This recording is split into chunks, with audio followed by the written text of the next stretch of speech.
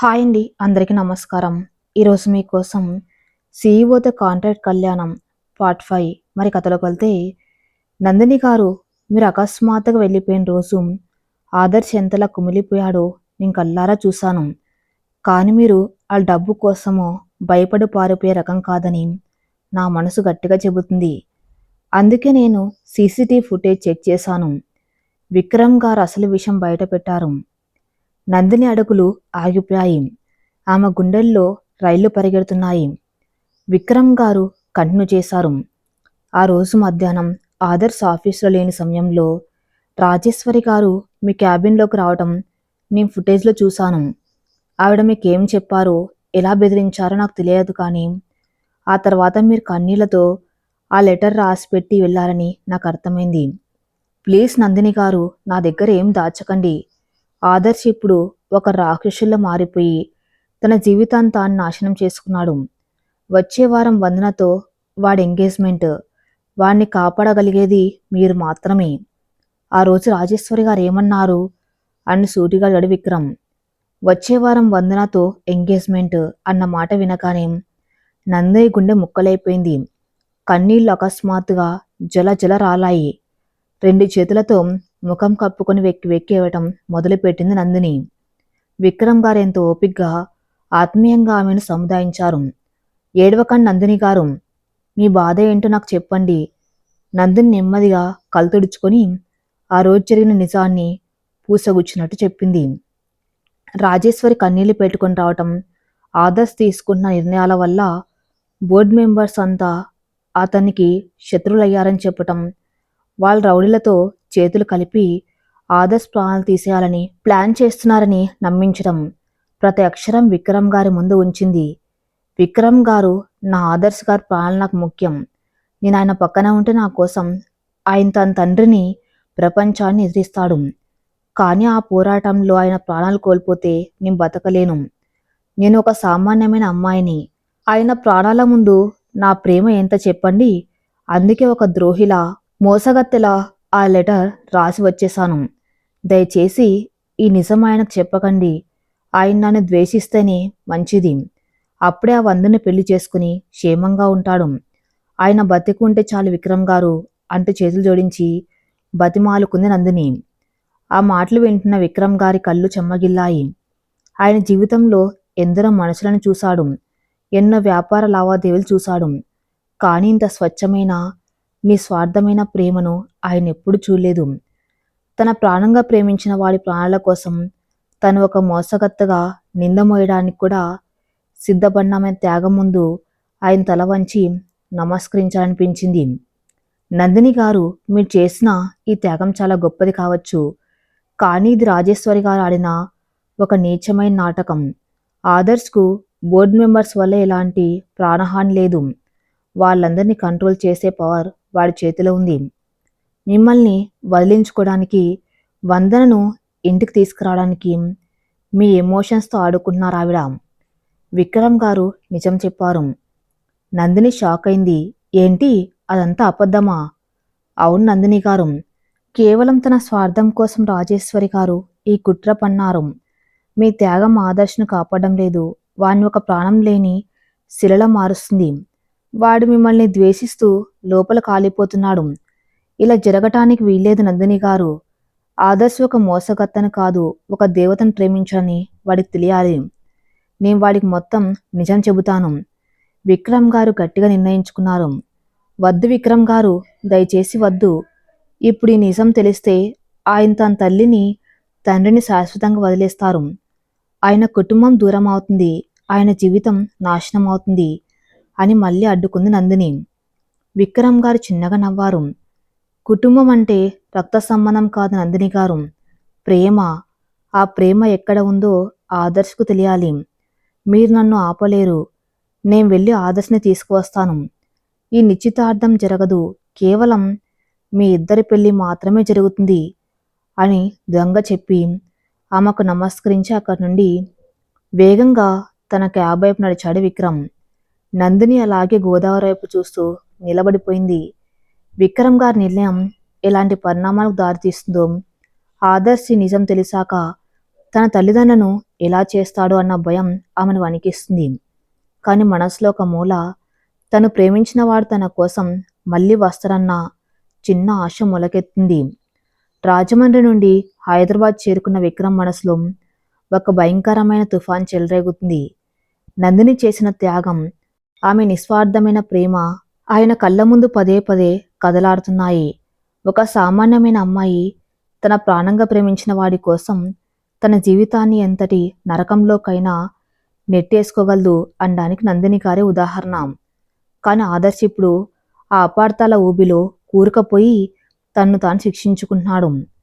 ఈ నిజాన్ని వాడికి చెప్పి వాడి మనసులోని ఆ ద్వేషపు మంచును కరిగించాలి అని దృఢంగా నిశ్చయించుకుని నేరుగా ఆదిత్య గ్రూప్ హెడ్ ఆఫీస్కి చేరుకున్నాడు విక్రమ్. ఉదయం 10 గంటలవుతుంది. ఆదర్శ్ క్యాబిన్ ముందున్న సెక్రటరీ భయంతో వణుకుతూ కూర్చుని ఉంది. గత వారం రోజులుగా ఆదర్శ్ ప్రవర్తన రాక్షసంగా మారిపోయిందని, చిన్న తప్పు జరిగినా ఉద్యోగాలు పీకేస్తున్నాడని ఆఫీస్ మొత్తం భయపడుతుంది. విక్రమ్ ఏమాత్రం తటపటాయించకుండా నేరుగా ఆదర్శ్ క్యాబిన్ తలుపు తీసుకుని లోపలికి వెళ్ళాడు. లోపల ఆదర్శ్ ల్యాప్టాప్ స్క్రీన్ వైపు తీక్షణంగా చూస్తూ ఏదో వర్క్ చేసుకుంటూ ఉన్నాడు. అతని కళ్ళ కింద నిద్రలేమి వల్ల ఏర్పడిన నల్లటి వలయాలు, గడ్డం పెరిగిన ముఖం అతని ఎంతటి మానసిక శోభను అనుభవిస్తున్నాడో స్పష్టంగా చెబుతున్నాయి. విక్రమ్ గారు, నా పర్మిషన్ లేకుండా నా క్యాబిన్లోకి రావద్దని మీకు ఎన్నిసార్లు చెప్పాలి? ల్యాప్టాప్ మీద నుండి చూపు తిప్పకుండానే కఠినంగా అన్నాడు ఆదర్శ్. విక్రమ్ వెళ్ళి ఆదర్శ్ టేబుల్ ముందున్న కుర్చీలో కూర్చున్నాడు. కొన్ని నిమిషాలు పర్మిషన్ తీసుకొని రావు ఆదర్శ్. తలుపులు బద్దలు కొట్టుకుని మరీ వస్తాయి. నువ్వెంత వద్దనుకున్నా సరే ఇవాళ నేను చెప్పేది నువ్వు వినాల్సిందే. విక్రమ్ గొంతులోని తీవ్రతకు ఆదర్శ్ ల్యాప్టాప్ మూసి ఆయన వైపు చూశాడు. ఏంటి విక్రమ్ గారు, ఆ నెక్స్ట్ వారం జరగబోయే నా ఎంగేజ్మెంట్ పనుల గురించేనా? నేను అన్నీ మదర్కి అప్పగించేశాను. నాకు ఈ సింగానియా మెడ్జర్ ఫైల్స్ చాలా ఇంపార్టెంట్. నా టైం వేస్ట్ చేయకండి. నేను మాట్లాడడానికి వచ్చింది నీ నకిలీ ఎంగేజ్మెంట్ గురించి కాదు ఆదర్శం, నీ నిజమైన ప్రేమ గురించి, నందిని గారి గురించి విక్రమ్ స్పష్టంగా చెప్పాడు. నందిని అన్న పేరు వినగానే ఆదర్శ్ కళ్ళల్లో క్రోధాగ్ని రగిలింది.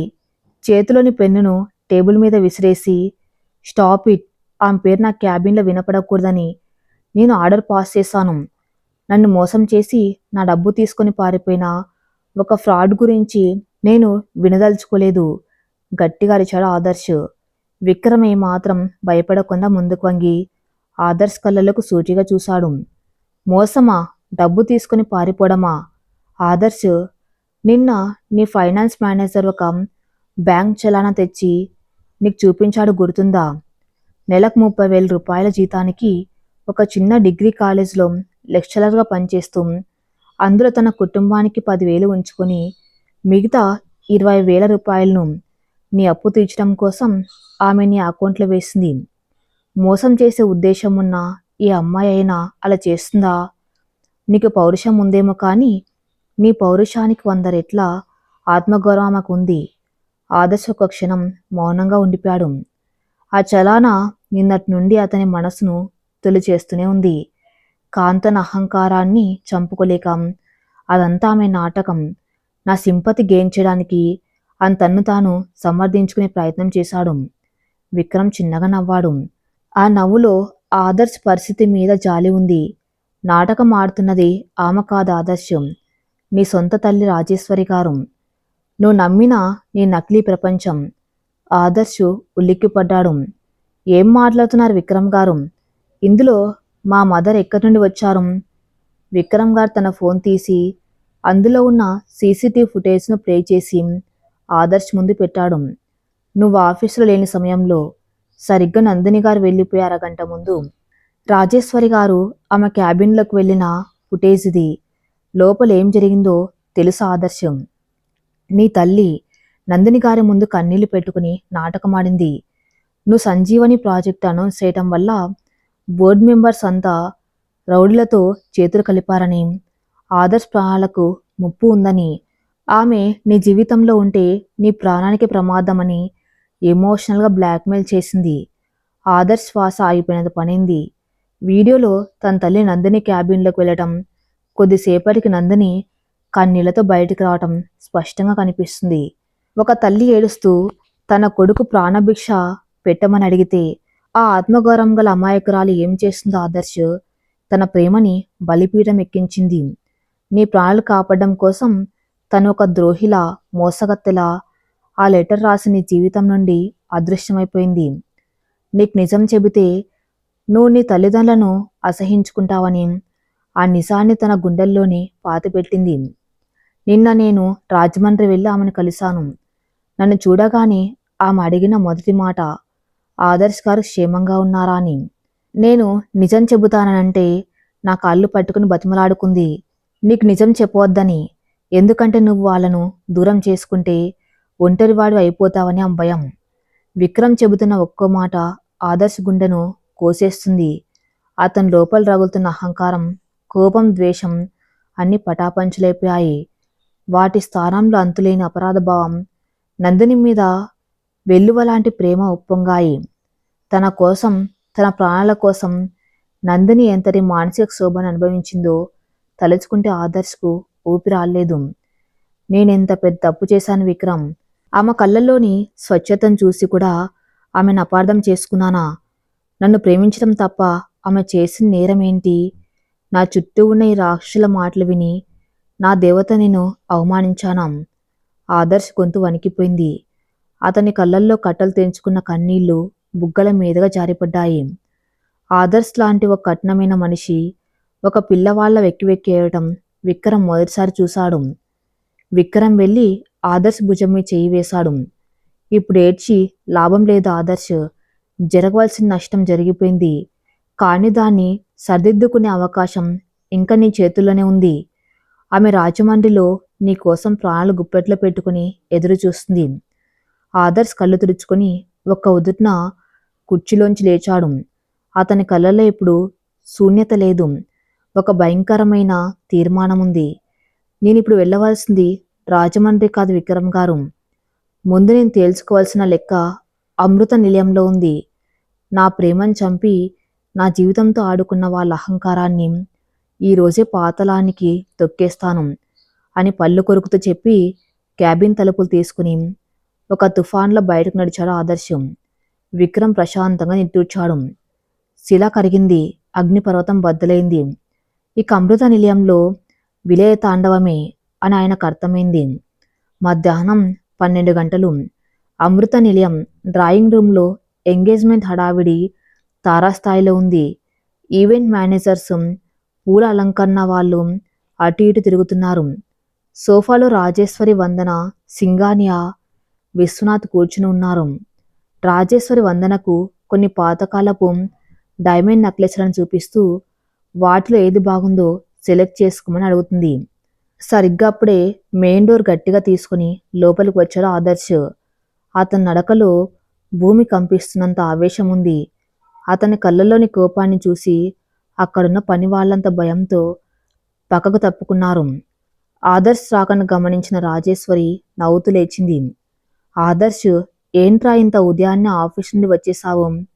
రా చూడు, వందన కోసం మన ఫ్యామిలీ హెరిటేజ్ జ్యువెలరీ తీశాను అంది ఎంతో సహజంగా నటిస్తూ. ఆదర్శ్ ముందుకు వచ్చి సెంటర్ టేబుల్ మీద ఉన్న ఆ ఖరీదైన జ్యువెలరీ బాక్స్ను చేత్తో ఒక విసురు విసిరాడు. ఆ వజ్రాల నక్లెస్లు గది అంతా చెల్లాచెదురుగా పడిపోయాయి. హాల్లో ఉన్న వాళ్ళంతా ఒక్కసారిగా షాక్ అయ్యారు. సంగీతం ఆగిపోయింది. పని వాళ్ళ కదలికలు ఆగిపోయాయి. ఒక భయంకరమైన నిశ్శబ్దం ఆవరించింది. Adarsh, what is this nonsense? పిచ్చి పట్టిందా నీకు? గట్టిగా అరుస్తూ లేచాడు విశ్వనాథ్. ఆదర్శ్ తన తండ్రి కళ్ళలోకి సూటిగా చూశాడు. అతని గొంతు మంచుల చల్లగా, కత్తిలా పదునుగా ఉంది. పిచ్చి నాకు కాదు డాడ్, మీ ఇద్దరికీ పట్టింది. డబ్బు పిచ్చి, అహంకారం, స్వార్థం.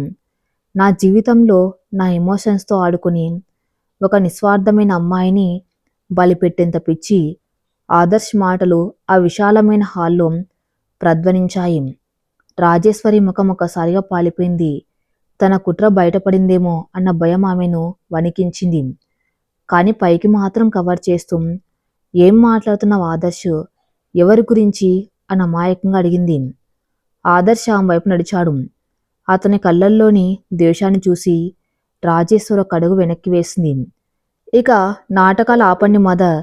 నా ప్రాణాలకు ముప్పు ఉందని, నందిని నా పక్కనే ఉంటే నేను చనిపోతానని మీరు అడిగిన నాటకం నాకు మొత్తం తెలిసిపోయింది. ఒక త్యాగమయ్య లాంటి అమ్మాయి ముందు కన్నీళ్లు పెట్టుకుని ఆమెను ఎమోషన్ బ్లాక్మెయిల్ చేసి పంపించేంత నీచానికి మీరు దిగజారుతారని నేను కల్లో కూడా ఊహించలేదు. విశ్వనాథ్, రాజేశ్వరి ఇద్దరు షాక్ అయి అలాగే నిలబడిపోయారు. వాళ్ళ ప్లాన్ అంతా పకడ్బందీగా ఉంటే ఆదర్శ్కు ఎలా తెలిసిందని వాళ్ళకు అర్థం కాలేదు. నేను నా జీవితంలో మొదటిసారి ఒక అమ్మాయిని నిజంగా ప్రేమించాను. నా ఒంటరి ప్రపంచంలో ఆమె ఒక దేవతలా వచ్చింది. కానీ మీ స్వార్థం కోసం, ఈ పనికి మాలిన వందనను ఈ ఇంటి కోడలుగా తీసుకురావటం కోసం మీరు నా ప్రేమను నాశనం చేశారు. నా దృష్టిలో నందిని ఒక మోసగత్తగా నిలబడేలా చేశారు. ఆమె చేసిన త్యాగం ముందు మీ 100 కోట్ల సామ్రాజ్యం ఒక గడ్డిపోచుల సమానం. ఆదర్శ ఆక్రోశం కట్టలు తెంచుకుంది. వందన కోపంతో రగిలిపోతూ ముందుకు వచ్చింది. Mind your words Adarsh. నీ తల్లిదండ్రులు ఆ దరిద్రాన్ని వదిలించుకుని మంచి పని చేశారు. అయినా పని పిల్లకు నాకు పోలిక. నా స్టేటస్ ఏంటి, నా అందమేంటి, నన్ను ఇంటి కోడలుగా తీసుకురావడానికి వాళ్ళు ప్లాన్ చేసి తప్పేంటి? ఆదర్శ్ వందనను పైనుండి కిందకు అసహ్యంగా చూశాడు. స్టేటస్, నీ స్టేటస్ నీ బట్టల్లో, నీ మైండ్లో ఉంటుంది వందన. కానీ ఆమె స్టేటస్ ఆమె క్యారెక్టర్లో ఉంది. ఒక మగాడి ఆత్మగౌరవాన్ని కాపాడడం కోసం తను దొంగగా నిందపడ్డానికైనా సిద్ధపడిన గొప్ప మనసు ఆమెది. మీలాంటి వాళ్ళు 1000 జన్మలెత్తినా ఆమె కాలిగోటు కూడా సరిపోరు. ఆ మాటలకు వందన, సింగాన్య ఇద్దరి ముఖాల అవమానంతో నిలబడ్డాయి. ఆదర్శ్, నా కూతురును అవమానిస్తున్నావు. దీని పరిణామాలు చాలా తీవ్రంగా ఉంటాయి. మన మెర్జర్ డీల్ క్యాన్సిల్ అవుతుంది అని బెదిరించాడు సింగానియా. ఆదర్శ్ వ్యంగ్యంగా నవ్వాడు. మీ డీల్ నాకెప్పుడో క్యాన్సిల్ అయిపోయిన సింగానియా గారు. మీరు వందనను నాకిచ్చి ఈ ఆదిత్య గ్రూప్ను వశం చేసుకోవాలని చూస్తున్నారు. కానీ గుర్తుపెట్టుకోండి, ఈ ఆదర్శ్ ఎవరి కీలుబొమ్మ కాదు. గెట్అవుట్ ఫ్రమ్ మై హౌస్ అని డోర్ వైపు వేలు చూపించాడు. సింగానియా కోపంతో రగిలిపోతూ వందన చేయి పట్టుకుని అక్కడి నుండి వెళ్ళిపోయాడు. వందన ఆదర్శ్ వైపు పగతో చూస్తూ వెళ్ళింది. ఆమె వెళ్ళగానే హాల్లో విశ్వనాథ్, రాజేశ్వరి, ఆదర్శ్ మాత్రం మిగిలారు. విశ్వనాథ్ ఆదర్శ్ దగ్గరకు వచ్చి, చూసావా నువ్వేం చేశావో? 1000 కోట్ల ప్రాజెక్టు పోయింది. ఒక పనికిమాలిన అమ్మాయి కోసం మా పరువు తీశావు. నువ్వు నా కొడుకు అని చెప్పుకోవడానికి సిగ్గుగా ఉంది అని గర్జించాడు. ఆదర్శ్ తండ్రి మాటలకు ఏమాత్రం చలించలేదు. నాకు సిగ్గుగానే ఉంది డాడ్. డబ్బు కోసం బంధాలను అమ్ముకునే మీలాంటి వాళ్లకు నేను కొడుగ్గా పుట్టినందుకు. కానిక ఆ భారం నేను మోయదలుచుకోలేదు. అలా చెబుతూ ఆదర్శ్ తన జోబులోంచి కొన్ని డాక్యుమెంట్స్ తీసి టీపాయ్ మీద విసిరాడు. ఇదిగో డాడ్, ఆదిత్య గ్రూప్లో ఉన్న నా 51% షేర్లకు సంబంధించిన పవర్ ఆఫ్ ఆటర్నీ. ఇప్పటిదాకా మీరు నన్ను ఒక సీఈఓగా వాడుకున్నారు. నా బుర్రతో ఈ సామ్రాజ్యాన్ని పెంచారు. ఇప్పుడు ఈ సామ్రాజ్యం మీదే. ఆ సింగానియాతో డీల్ చేసుకుంటారు లేదా ఈ గ్రూప్ను అమ్ముకుంటారో మీ ఇష్టం. కానీ ఈ క్షణం నుండి ఆదిత్య గ్రూప్కి నాకు ఎలాంటి సంబంధం లేదు.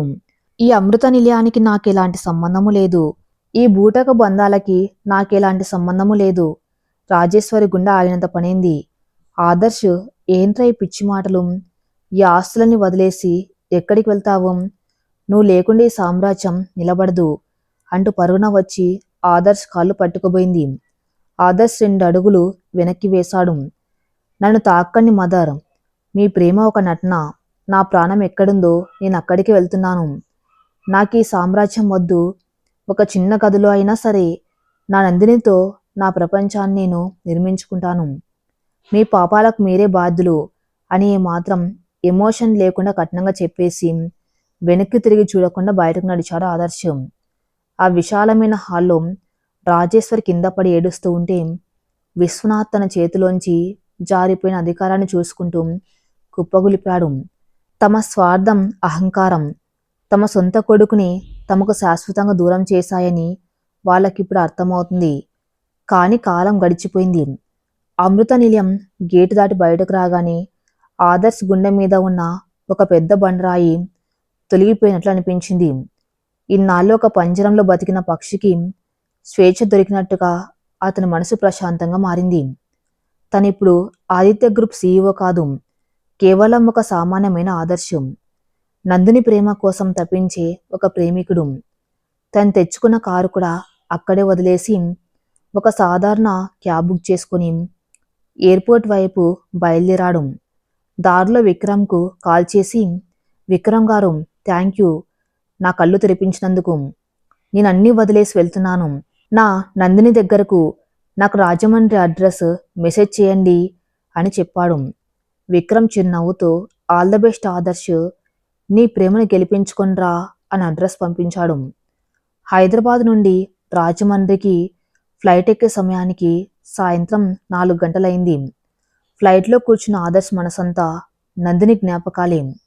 ఆమె మొదటిసారి తన క్యాబిన్లోకి వచ్చినప్పుడు భయంగా చూసిన చూపులు, కాంట్రాక్ట్ పెళ్లికి ఒప్పుకున్నప్పుడు కారిన కన్నీళ్లు, సింగానియా పార్టీలో తన పరువు కాపాడడం కోసం సింహంలా గర్జించిన తీరు, అన్ని కళ్ళ ముందు సినిమాలాగా తిరుగుతున్నాయి. నేనెంత మూర్ఖుని నందిని, నీ కళ్ళలోని ప్రేమను అర్థం చేసుకోలేక నిన్నెంతలా గాయపరిచాను. నా ప్రాణాల కోసం నువ్వు నీ ప్రాణమైన ప్రేమను త్యాగం చేస్తే ఆ త్యాగాన్ని నేను ద్వేషంగా మార్చుకున్నాను. నన్ను క్షమిస్తావా నందిని? నేను చేసిన గాయాలను మాన్పే అవకాశం నాకు ఇస్తావా? అతని మనసులో అలజడి. రాజమండ్రి సాయంత్రం 6 గంటలు. ఆకాశంలో మబ్బులు కమ్ముకున్నాయి. సన్నగా చినుకులు పడ్డం మొదలైంది. నందిని కాలేజ్ నుండి ఇంటికి తిరిగి వస్తుంది. చేతిలో గొడుగు ఉన్న గాలికి పడుతున్న జల్లులకు ఆమె చీర అంచులు తడుస్తున్నాయి. నిన్న విక్రమ్ గారు వచ్చి వెళ్ళినప్పటి నుండి ఆ మనసులో ఒక తెలియని భయం, ఆందోళన అలుముకున్నాయి. విక్రమ్ గారు నిజంగా ఆదర్శ్కు నిజం చెప్పేశారా? చెబితే ఆదర్శ్ ఏమనుకుని ఉంటాడు? తను క్షమించాడా, లేక తన తల్లిదండ్రుల మీద కోపంతో ఉన్నాడా? ఈ ప్రశ్నలు ఆమెను తొలిచేస్తున్నాయి. ఇంటి ముందున్న గోదావరి కట్ట మీద నడుస్తూ ఉండగా ఆ అడుగులు అసంకల్పితంగా ఆగిపోయాయి. ఆ మనసు ఎందుకో చాలా బరువుగా అనిపిస్తుంది. నందిని వైపు చూస్తూ నిలబడింది. ఆ వర్షపు చినుకులు నదిలో కలుస్తున్న శబ్దం, ఆమె కన్నీళ్లు ఆ బుగ్గల మీద జారుతున్న శబ్దం ఒకేలా ఉన్నాయి. ఆదర్శ్ గారు, మీరు నా దగ్గరకు రావద్దు. మీరు మీ ప్రపంచంలో సుఖంగా ఉంటే నాకు అదే చాలు. మీకిచ్చిన మాట తప్పి నేను మీకు ద్రోహం చేశాను. నన్ను ఒక పీడకల్లా మర్చిపోండి అని నది సాక్షిగా తన మనసులోని ఆవేదనను వెళ్ళగక్కుతుంది నందిని. కానీ ఆమెకు తెలియని విషయం ఏమిటంటే, ఆమె ఎవరినైతే వద్దనుకుంటూనే ప్రాణంగా కోరుకుంటుందో ఆ ప్రాణం అప్పటికే రాజమండ్రి ఎయిర్పోర్ట్లో దిగి ఒక ట్యాక్సీలో గోదావరి కట్టవైపు అత్యంత వేగంగా దూసుకు వస్తుందని. వర్షం వేగం పెరిగింది. చీకటి పడుతుంది. ట్యాక్సీ ఆ గోదావరి కట్ట కింద ఆగింది. డోర్ తీసుకుని బయటకు అడుగుపెట్టాడు ఆదర్శం. అతను సూట్ వేసుకోలేదు. కేవలం ఒక సాధారణ షర్టు, ట్రౌజర్లో ఉన్నాడు. గొడుగు లేదు, ఏమీ లేదు. వర్షంలో తడుస్తూనే ఆ కట్ట మీదకు పరిగెత్తుకుంటూ వచ్చాడు. దూరంగా వర్షంలో గొడుగు పట్టుకుని నిలబడి ఉన్న ఒక ఆకారం. ఆ నడక, ఆ నిలబడిన తీరు అతనికి 1,00,000 మందిలో ఉన్న ఇట్టే గుర్తుపట్టేంత సుపరిచితం. అది తన నందిని, తన ప్రాణం నందిని. అతని గొంతు ఆ వర్షం హోరును సైతం ఛేదించుకుని వెళ్ళి ఆమె చెవులను తాకింది. ఆ పిలుపు వినగానే నందిని గుండె ఒక్కసారిగా ఆగిపోయి మళ్ళీ వేగంగా కొట్టుకోవడం మొదలైంది. ఆ గొంతు, ఇది కళా నిజమా? ఆమె చేతిలోని గొడుగు జారి కింద పడిపోయింది. వర్షంలో తడుస్తూనే ఆమె నెమ్మదిగా వెనక్కి తిరిగింది. 10 అడుగుల దూరంలో వర్షంలో తడిసి ముద్దవుతూ, కళ్ళల్లో అంతులేని ప్రేమతో, పెదవుల మీద వణుకుతో నిలబడి ఉన్నాడు ఆదర్శ్. కోట్లాది రూపాయల ఆస్తులను తృణపాయంగా వదిలేసి ఒక బిచ్చగాళ్ళ తన ప్రేమ కోసం చేతులు చాచి నిలబడిన చక్రవర్తిలా ఉన్నాడు. ఇద్దరు చూపులు కలిశాయి. ఆ చూపుల్లో ఎన్నో ప్రశ్నలు, మరెన్నో సమాధానాలు. గోదావరి తీరం ఆకాశం చిల్లు పడినట్టుగా వర్షం ధారగా కురుస్తుంది. ఆ చల్లని గాలికి చెట్లు వణుకుతున్నాయి. కానీ ఒకరికొకరు ఎదురుగా నిలబడిన ఆ ఇద్దరు హృదయాల్లో మాత్రం అగ్నిపర్వతం బద్దలినంత ఉష్ణోగ్రత రగులుతుంది. కారుతున్న వర్షపు నీటిని లెక్క చేయకుండా తన కళ్ళ ముందు నిలబడిన ఆదర్శను చూసి నందిని ప్రాణం గాల్లో తేలుతున్నట్లు అనిపించింది. కోట్ల విలువ చేసే సూట్లో గంభీరమైన ముఖ వర్చస్సుతో చూడవలసిన ఆదిత్య గ్రూప్ సీఈఓ ఇప్పుడు సాధారణమైన దుస్తుల్లో వర్షంలో తడిసి ముద్దై జుట్టు నుదుటి మీద పడుతూ ఉండగా కళ్ళల్లో కేవలం ప్రేమ పశ్చాత్తాపం నింపుకొని నిలబడి ఉన్నాడు. ఆదర్శ్ గారు, నందిని గొంతు వణికింది. ఆమె పెదవుల నుండి ఆ మాట బయటకు రాగానే వర్షపోరు కూడా క్షణం ఆగిపోయినట్టు అనిపించింది. ఆదర్శ్ నెమ్మదిగా అడుగులు వేస్తూ ఆమె దగ్గరికి వచ్చాడు. అతని కళ్ళల్లోని కన్నీళ్లు వర్షపు నీటిలో కలిసిపోతున్నాయి. కానీ ఆ కన్నీటి వెనక ఉన్న ఆవేదనను నందిని మనసు ఇట్టే చదివేసింది. అతనేం మాట్లాడకుండా ఆ మాంతం నందిని తన గుండెలకు హత్తుకున్నాడు. ఆ స్పర్శలో ఇన్నాళ్ళు విరహం, కోపం, బాధ, ప్రేమ అన్నీ ఒకేసారి కట్టలు తెంచుకున్నాయి. ఆదర్శ్ వేడి శ్వాస మెడను తాకుతూ ఉంటే నందిని చేతులు అసంకల్పితంగా అతని వీపును చుట్టుకున్నాయి. ఆమె చెవులో ఉన్న గొడుగు ఎప్పుడో కింద పడిపోయి గోదావరి కట్ట మీద దొర్లుకుంటూ వెళ్ళిపోయింది. ఇద్దరూ ఆ వర్షంలో పూర్తిగా తడిసిపోతున్నారు. ఎందుకు నందిని, ఎందుకింత పెద్ద శిక్ష వేశావు నాకు? నా ప్రాణాల కోసం నీ ప్రాణమైన ప్రేమను చంపేసుకుంటావా? నన్ను నమ్మించి నా ప్రపంచంలోకి ఒక వెలుగులా వచ్చి మళ్ళీ ఆ వెలుగును లాగేసుకుని నన్ను కటిక చీకట్లోకి తోచేస్తావా? నీకెంత ధైర్యం? ఆదర్శ్ గొంతులో కోపం లేదు, కేవలం తన ప్రాణాన్ని వదులుకున్న ఓ గాయపడిన మనిషి ఆక్రోశం ఉంది. నందిని ఏడుస్తూనే అతని ఛాతీ మీద తలదాచుకుంది. నన్ను క్షమించండి ఆదర్శ్ గారు. నా వల్ల మీకు ఎలాంటి అపాయం రాకూడదని అలా చేశాను. మీ తల్లిదండ్రులు చెప్పిన మాటలు విని నేను భయపడిపోయాను. నా ప్రేమ వల్ల మీ సామ్రాజ్యం కూలిపోకూడదని, మీ ప్రాణాలకు ముప్పు రాకూడదనే కఠినమైన నిర్ణయం తీసుకున్నాను. కానీ మిమ్మల్ని వదిలి ఒక్క క్షణం కూడా బతకలేకపోతున్నాను అంటూ వెక్కి వెక్కి ఏడ్చింది. ఆదర్శ్ ఆమెను తన నుండి కొద్దిగా దూరంగా జరిపి ఆ ముఖాన్ని తన 2 చేతుల్లోకి తీసుకున్నాడు.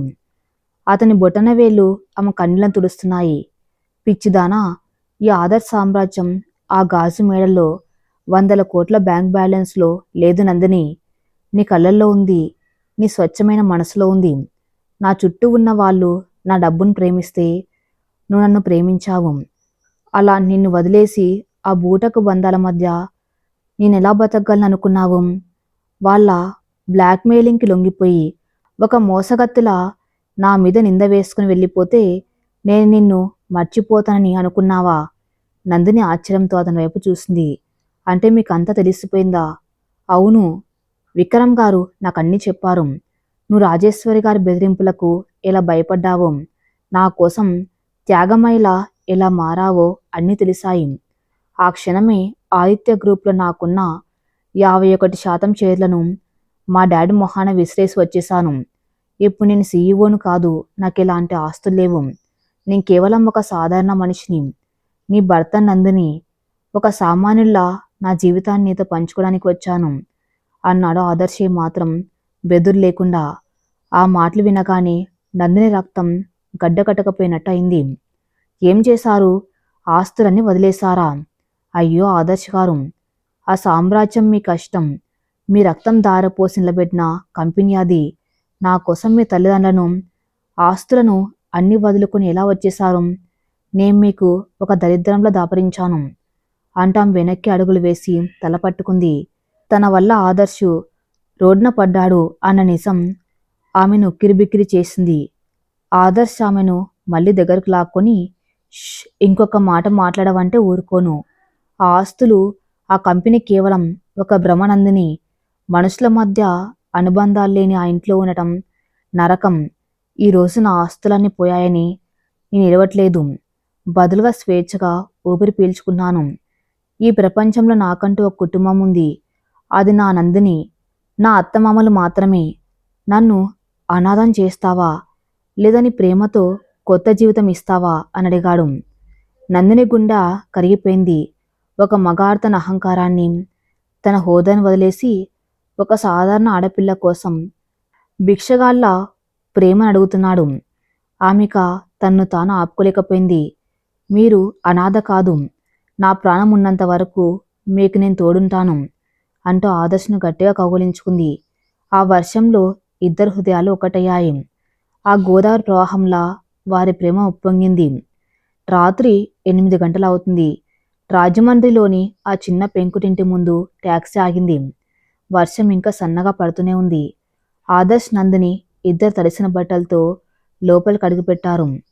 హాల్లో కూర్చుని ఉన్న రామచంద్రరావు గారు, పార్వతి తడిసి ముద్దై లోపలికి వస్తున్న నందిని ఆమె వెనక ఆదర్శ్ను చూసి షాక్తో అలాగే నిలబడిపోయారు. ఆదర్శ్ బాబు కోట్లకు పడగలెత్తిన ఆదిత్య గ్రూప్ యజమాని ఇలా రాత్రిపూట వర్షంలో తడిసిపోయి తమ ఇంటికి రావటం వాళ్ళ కల్లో కూడా ఊహించని దృశ్యం. బాబుగారు మీరా? ఇలా తడిసిపోయి వచ్చారేంటి? నందిని ఏంటి ఇదంతా? పార్వతి ఆందోళనగా అడిగింది. ఆదర్శ్ చిరునవ్వుతో 2 చేతులు జోడించి నమస్కరించాడు. నమస్తే అత్తయ్య, దారిలో వర్షం పడితే తడిసిపోయాము అన్నాడు చాలా క్యాజువల్గా. అత్తయ్య అన్న పిలుపు పార్వతికి ఏమీ అర్థం కాలేదు. ఒక సీఈఓ తన అత్తయ్య అని పిలవటం ఏంటి? నందిని గబగబా లోపలికి వెళ్ళి ఒక శుభ్రమైన టవల్ తీసుకొచ్చి ఆదర్శ్కి ఇచ్చింది. నాన్న, ముందు ఆయనకు మీ బట్టలు ఉంటే ఏవైనా ఇవ్వండి, తడి బట్టలతో ఉంటే జ్వరం వస్తుంది అంది నందిని కంగారుగా. రామచంద్రరావు గారు వెంటనే లోపలికి వెళ్ళి తన ఒక కాటన్ ప్యాంటు, ఒక మామూలు షర్ట్ తీసుకువచ్చి ఇచ్చారు. బాబుగారు, ఇవి నా బట్టలు, మీకు సరిపోతాయో లేదో కానీ దయచేసి వేసుకోండి అన్నారు మొహమాట పడుతూ. ఆదర్శ్ ఆ బట్టల్ని ఎంత గౌరవంగా తీసుకొని, థ్యాంక్ యూ అంకుల్, నాకు ఇవి అమృతం లాంటివి అని చెప్పి బాత్రూంలోకి వెళ్ళి డ్రెస్ చేంజ్ చేసుకుని వచ్చాడు.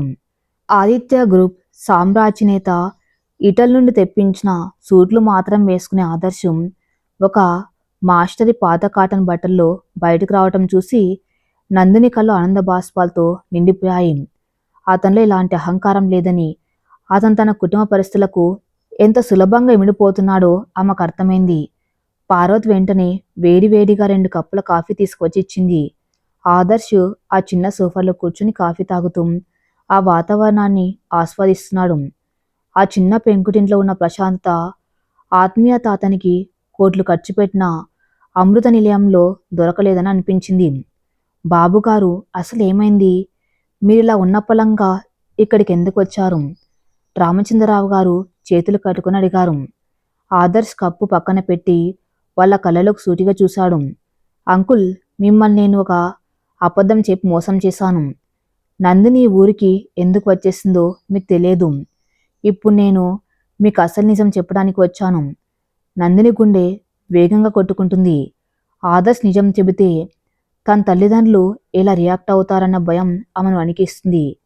నందిని మీ ప్రాణాలు కాపాడడం కోసం 50 లక్షల రూపాయలు నా దగ్గర అప్పుగా తీసుకుంది. కానీ ఆ అప్పుకు బదులుగా ఆమెకు నేను ఒక కఠినమైన షరతు విధించాను. నన్ను పెళ్లి చేసుకోవాలని అడిగాను. ఆదర్శ్ మాత్రం దాచకుండా చెప్పాడు. పార్వతి, రామచంద్రరావు గారు ఒక్కసారిగా షాక్ అయ్యారు. పెళ్ళా? అవును. నేను నా కుటుంబంలో జరుగుతున్న బలవంత పెళ్లిని ఆపడం కోసం నందిని ఒక కాంట్రాక్ట్ పెళ్లి చేసుకున్నాను. ఎవరికి తెలియకుండా ఒక ఆఫీస్ క్యాబిన్లో మా వివాహం జరిగింది. అది 2 నెలలకే పరిమితమని ఆమెతో సంతకం కూడా చేయించుకున్నాను. రామచంద్రరావు గారి కళ్ళలోంచి నీళ్లు తిరిగాయి. తన కూతురు తన ప్రాణాల కోసం తన జీవితాన్ని, మాంగళ్యాన్ని ఒక వ్యాపార వస్తువుగా మార్చేసిందా? ఆయన బాధతో కుప్పగొలిపారు. పార్వతి నోటి మీద చేతులు వేసుకుని ఏడటం మొదలుపెట్టింది. ఆదర్శ్ గారు, ప్లీజ్ వద్దు, వాళ్ళు తట్టుకోలేరు. నందిని అడ్డుకోవడానికి ప్రయత్నించింది. ఆదర్శ్ లేచి వెళ్ళి రామచంద్రరావు గారి కాళ్ళ దగ్గర కింద కూర్చున్నాడు. ఓ కోటీశ్వరుడు తన కాళ్ళ దగ్గర కూర్చోటం చూసి ఆయన ఆశ్చర్యపోయారు. అంకుల్, నన్ను క్షమించండి. నా స్వార్థం కోసం మీ అమ్మాయి ఆత్మగౌరవంతో ఆడుకున్నాను. కానీ ఆమెతో కలిసున్న ఆ కొద్ది రోజుల్లోనే నాకు అర్థమైంది, నేను పెళ్లి చేసుకున్నది ఒక పని మనిషిని కాదు, ఒక దేవతను అని. డబ్బు కోసం మనుషుల్ని చంపే నా ప్రపంచంలో ప్రేమ కోసం తన ప్రాణాలను పణంగా పెట్టే మీ అమ్మాయిని చూసి నా అహంకారం కరిగిపోయింది. మా ఇంట్లో వాళ్ళు ఆమెను అవమానించినప్పుడు, నా ప్రాణాలకు ముప్పు ఉందని ఆమెను భయపెట్టినప్పుడు, నా కోసం నన్ను అపార్థం చేసుకునేలా లెటర్ రాసి తను ఒక మోసకత్తెగా నింద మోసి మీ దగ్గరకు వచ్చేసింది. కానీ నేను ఆమె లేకుండా బతకలేను. నా ఆస్తులు, నా కోట్లు నా కంపెనీ అన్నీ మా నాన్న మొహాన విసిరేసి నా నందిని ప్రేమ కోసం భిక్షగాళ్ళ మీ ముందుకొచ్చాను. ఆమె మీద నాకు ఎలాంటి కాంట్రాక్ట్ లేదంకుల్. ఈ జన్మకు వచ్చే జన్మకు ఆమె నా భార్య. దయచేసి ఆమెను నాకు అప్పగించండి. అల్లుడుగా నన్ను ఆశీర్వదించండి. ఆదర్శ్ గొంతుల అణువణువున నిజాయితీ ఉట్టిపడుతుంది. రామచంద్రరావు గారు ఆదర్శ్ను 2 చేతులతో పట్టుకుని పైకి లేపాడు. తన తండ్రికి తన కూతురు భవిష్యత్తు గురించి ఇంతకంటే గొప్ప భరోసా ఏముంటుంది? కోట్లు వదులుకొని వచ్చిన వాడి ప్రేమ ముందు ఆ కాంట్రాక్ట్ అనే పదం చాలా చిన్నదిగా అనిపించింది. ఆయన ఆదర్శ్ను గట్టిగా కౌగిలించుకొని కన్నీళ్లు పెట్టుకున్నారు. పార్వతి నందిని దగ్గరకు తీసుకుని ముద్దు పెట్టుకుంది. ఆ రాత్రి ఆ చిన్న పెంకుటిల్లు సంతోషంతో నిండిపోయింది. ఆదర్శ్ ఆ ఇంట్లో ఓ కుటుంబ సభ్యుడిగా కలిసిపోయాడు. వందల రకాల వంటకాలు డైనింగ్ టేబుల్ మీద ఉన్న తినడానికి ఇష్టపడిన ఆదర్శం పార్వతి వడ్డించిన సాదాసీదా పప్పు అన్నం ఎంతో ఇష్టంగా తిన్నాడు. ప్రేమతో పెట్టిన భోజనం అమృతం కంటే తీయగా ఉంటుందని అతనికి మొదటిసారి అర్థమైంది. రాత్రి 10 గంటలవుతుంది. వర్షం ఆగిపోయి ఆకాశం తేటపడింది. కిటికీలోని చందమామ వెలుగు నందిని గదిలోకి వస్తుంది. ఆదర్శ్ ఆ చిన్న గదిలో ఉన్న పాత కుర్చీలో కూర్చుని ఉన్నాడు. నందిని పాలు తీసుకుని లోపలికి వచ్చింది. ఆమె చేతులు ఇంకా వణుకుతూనే ఉన్నాయి. ఆదర్శ్ ఇప్పుడు పూర్తిగా తన వాడయ్యాడన్న నిజం ఆమెను ఆనందంతో ఉక్కిరి బిక్కిరి చేస్తుంది. ఆమె పాలు టేబుల్ మీద పెడుతూ ఉండగా ఆదర్శ్ ఆమె చేతిని పట్టుకుని తన వైపు లాక్కున్నాడు. నందిని అతని ఒళ్ళో పడింది. ఆ ముఖం సిగ్గుతో ఎర్రబడింది. ఆదర్శ్ తన జోబులోంచి ఒక చిన్న వెల్వెట్ బాక్స్ తీశాడు. అది నందిని క్యాబిన్లో వదిలేసి వచ్చిన ఆ వజ్రపు ఉంగరం. ఈ ఉంగరం ఒక కాంట్రాక్టుకు గుర్తుగా నీ వేలికి తొడిగా నందిని. కానీ ఇప్పుడు ఇది మన స్వచ్ఛమైన ప్రేమకు గుర్తుగా నీకు తొడుగుతున్నాను. ఈసారి తీసే హక్కు నీకు లేదు అంటే ఇంత మృదువుగా ఆ ఉంగరాన్ని ఆమె కుడి చేతి ఉంగరం వేలికి తొడిగాడు. ఉంగరం వేలిని తాగ్గానే నందిని కళ్ళల్లో నీళ్లు తిరిగాయి. నేను ఎప్పటికీ దీన్ని తీయను ఆదర్శ్. మీరు నా ప్రాణం. కానీ మీ అమ్మనాన్నలు వదిలేసి రావటం నాకు ఇంకా బాధగానే ఉంది. మన వల్ల వాళ్లకు కొడుకు దూరమయ్యాడన్న అపరాధ భావం నన్ను వెంటాడుతుంది. ఆదర్శ్ ఆమె నుదుటి మీద ముద్దు పెట్టి, వాళ్లకు కొడుకు దూరం కాలేదు నందిని. వాళ్ళ బ్యాంక్ బ్యాలెన్స్కి కాపులదారుడు దూరమయ్యాడు. వాళ్ళు నా మీద ప్రేమతో ఏడవడం లేదు. నా బుర్రతో సంపాదించే కోట్లు పోయాయని ఏడుస్తున్నారు. వాళ్ళ గురించి నువ్వు ఆలోచించకు. రేపటి నుండి నా ప్రయాణం కొత్తగా మొదలవబోతుంది. నీ మళ్ళీ 0 నుండి మొదలు పెడతాను. నాకంటూ ఒక చిన్న ఉద్యోగం చూసుకొని నా భార్యను మహారాణిలా చూసుకుంటాను. నీ తోడు ఉంటే నేను మళ్ళీ ఒక సామ్రాజ్యాన్ని నిర్మించగలను అన్నాడు ఎంతో ఆత్మవిశ్వాసంతో. నందిని అతని గుండెల మీద తలవాల్చింది. రేపటి నుండి ఒక సామాన్య మధ్యతరగతి భార్యాభర్తల్లా తమ జీవితం మొదలు కాబోతుందని ఆమెకు తెలుసు. ఆదర్శ్ లాంటి బిలియనీర్ సామాన్యుడిగా బతకడం ఎంత కష్టమో ఆమె ఊహించగలదు. కానీ ప్రేమ ఉన్న చోట ఎలాంటి కష్టమైన ఇట్టే దాటవేయచ్చన్న నమ్మకం ఆమెకుంది. ఈ నిశ్శబ్ద రాత్రిలో వారిద్దరి కలలు ఒకటయ్యాయి. బంధం శాశ్వతమైంది. మరుసటి రోజు ఉదయం హైదరాబాద్ అమృత నిలయంలో వాతావరణం భయంకరంగా ఉంది. ఆదర్శ్ వెళ్ళిపోయిన రాత్రి రాజేశ్వరి గదిలోంచి బయటకు రాలేదు. ఉదయాన్నే విశ్వనాథ్ స్టడీ రూమ్లో లాయర్ అవినాష్తో సమావేశమయ్యాడు. విశ్వనాథ్ ముఖం నిద్రలేక పాలిపోయి ఉంది. ఏంటిది అవినాష్? ఆదర్శ్ నిజంగా ఆ పవర్ ఆఫ్ అటార్నీ మీద సైన్ చేసి ఇచ్చేశాడా? ఆస్తులు మన పేరు మీదకి వస్తున్నాయా? విశ్వనాథ్ ఆత్రంగా అడిగాడు. ఆస్తుల మీద ఉన్న పిచ్చి కొడుకు దూరమయ్యాడన్న బాధను ఎప్పుడో కమ్మేసింది. అవినాష్ ఆ పేపర్లు చూస్తూ, అవును విశ్వనాథ్ గారు, ఆదర్శ్ తనకున్న 51% షేర్ల మీద సర్వ హక్కులు మీకు బదిలీ చేస్తూ సైన్ చేశాడు. కానీ ఇక్కడే ఒక చిన్న మెలిక ఉంది. మెలిక ఏంటిది? ఆదర్శ్ సైన్ చేసిన పేపర్లు చట్టబద్ధమైనవే. కానీ మన ఆదిత్య గ్రూపు ఇంటర్నేషనల్ ఇన్వెస్టర్స్కి ఒక క్లాజ్ ఉంది. వాళ్ళు 1000 కోట్లు మన కంపెనీలో ఇన్వెస్ట్ చేసింది కేవలం ఆదర్శ్ అనే బ్రాండ్ మీద, వాడి తెలివితేటల మీద. వాడి సీఈఓగా లేకపోతే వాళ్ళు తమ ఫండ్స్ని వెనక్కి లాగేసుకునే హక్కు ఆ అగ్రిమెంట్లో ఉంది. ఇప్పుడు ఆదర్శ్ కంపెనీ నుండి బయటకు వెళ్ళిపోయిన విషయం మార్కెట్కి తెలిస్తే మన షేర్లు పాతాళానికి పడిపోతాయి. ఇన్వెస్టర్స్ మన మీద కేసులు వేస్తారు. మీ చేతిలో కేవలం కాగితాలు మిగులుతాయి, కానీ కంపెనీ మునిగిపోతుంది. అవినాష్ చెప్పిన మాటలకు విశ్వనాథ్ గుండె అయినంత పనైంది. అంటే ఆదర్శ్ ఉంటేనే కంపెనీకి వాల్యూ అంటావా? అంతే కదా. ఆదర్శ్ ఒక మేధావి. వాడి సామ్రాజ్యాన్ని వదిలేసి వెళ్ళాడు అంటే వాడికేదో నష్టం జరుగుతుందని కదా. వాళ్ళు లేకుండా మీరు బతకలేరన్న ఒకే ఒక నమ్మకం. ఇప్పుడు సింగానియా కూడా ఒక డీల్ క్యాన్సిల్ చేశాడు. నెక్స్ట్ వారం వందనతో ఎంగేజ్మెంట్ లేదు. బోర్డు మెంబర్స్కి ఈ విషయం తెలిస్తే వాళ్ళు మిమ్మల్ని చైర్మన్ పదవి నుండి దించేస్తారు. అవినాష్ ముఖంలో కూడా భయం కనిపిస్తుంది. ఎందుకంటే ఆదిత్య గ్రూప్ పడిపోతే వాడి అక్రమ సంపాదన కూడా గండి పడుతుంది. విశ్వనాథ్ తల పట్టుకుని కూర్చున్నాడు. తన కొడుకుని కాదు, బంగారు గుడ్లు పెట్టి బాతును కోల్పోయానని అతనికి అర్థమైంది. ఇప్పుడు ఏం చేద్దాం అవినాష్? ఎలాగైనా వాడిని తిరిగి తీసుకురావాలి. నా సామ్రాజ్యాన్ని కాపాడుకోవాలి. అవినాష్ ఒక సిగరెట్ వెలిగించి కుట్లంగా నవ్వాడు. ఆదర్శ్ను ప్రేమతో తిరిగి తీసుకురాలేం విశ్వనాథ్ గారు.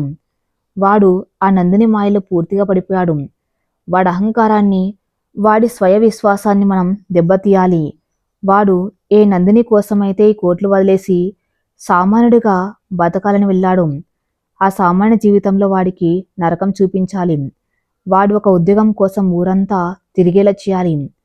ఆ నందిని వాడి చేతకానితనాన్ని చూసి అసహించుకునేలా చెయ్యాలి. వాళ్ళిద్దరి మధ్య డబ్బు అని చిచ్చు పెట్టాలి. అప్పుడు వాడే ఓడిపోయి మీ కాళ్ళ దగ్గరికి వస్తాడు. విశ్వనాథ్ కళ్ళల్లో మళ్ళీ ఆ క్రూరమైన మెరుపు వచ్చింది. అద్భుతం. ఆదర్శ్ ఈరోజు రాజమండ్రిలో ఉన్నాడు. వాడే కంపెనీలో చేరాలన్నా, ఏ చిన్న వ్యాపారం చేయాలన్నా దానికి అడ్డుపడండి. మనకున్న పలుకుబడితో వాడిని రోడ్డు మీద నిలబెట్టండి. నన్ను ఎదిరించి నా పరువు తీసి వెళ్ళిన ఆ పనిపిల్ల నందిని కళ్ళల్లో నెత్తురు చూడాలి నేను అని గర్జించాడు విశ్వనాథం. ఒక తండ్రి తన సొంత కొడుకు పతనానికి స్వయంగా వ్యూహం రచిస్తున్నాడు. ఇటు రాజమండ్రిలో ఆదర్శ్ నందిని తమ పాత గాయాలు మర్చిపోయి ఒక కొత్త ప్రపంచాన్ని సృష్టించుకునే పనిలో పడ్డారు. కానీ ఆదిత్య గ్రూప్ కుట్రల వలయం అంత సులభంగా వాళ్ళని వదిలిపెట్టదని వాళ్ళకి తెలియదు. ఆదర్శ్ సామాన్యుడిగా తన జీవితాన్ని ఎలా ప్రారంభించబోతున్నాడు? విశ్వనాథ్ పన్నే ఒచ్చుల్లో అతను చిక్కుంటాడా? ప్రేమ ముందు ఈ కుట్రలు నిలబడతాయా? నెక్స్ట్ ఎపిసోడ్లో చూద్దాం. నెక్స్ట్ పార్ట్ కోసం నా ఛానల్ని ఫాలో అవుతూనండి. Thank you for listening.